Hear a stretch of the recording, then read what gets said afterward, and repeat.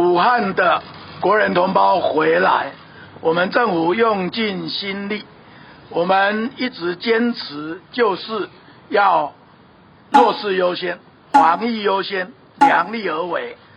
我们就是我们的模式，没有什么其他的模式，我们就是刚才讲的这3个原则。网络购买口罩就像防疫一样，也要很多的专家专业，大家分工合作，协力帮忙。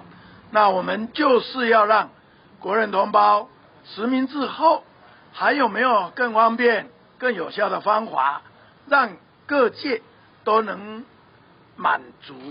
那现在我们应用新的科技，应用网络的技术，很多的专家大家来帮忙，现在正在压力测试，等到好的时候，会由指挥中心跟大家报告怎么样做才好。政府总是以为国人最好的打算、最好的准备，那一步一步，希望都推到让国人满意，让有需要口罩的人都能很方便用得到、拿得到、买得到。武汉的国人同胞回来，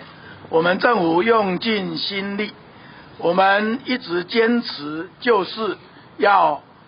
弱势优先、防疫优先、量力而为，持续不断的沟通，现在渐渐有共识。不过这一切还要等有最后结果的时候，自然会有指挥中心跟国人报告，还是要安全回来到台湾才算。那你们还有坚持横滨模式吗？还是说当初是怎么协商的？我们就是我们的模式，没有什么其他的模式，我们就是刚才讲的这3个原则。酒驾零容忍，无论中央地方都不打折。我们虽然疫情紧急，我们还是一样对酒驾都会酒测，也希望不要来乱。全国性的酒测会暂停实施，那现在引起蛮多的反弹，认为说酒驾可能比疫情更可怕，那这个部分可能会有调整的空间。酒驾零容忍，无论中央地方都不打折。我们虽然疫情紧急，我们还是一样对酒驾都会酒测，也希望不要来乱。院长指挥中心说，1000人以上的大型活动的话，会建议评估风险，但主办单位说这样无所适从。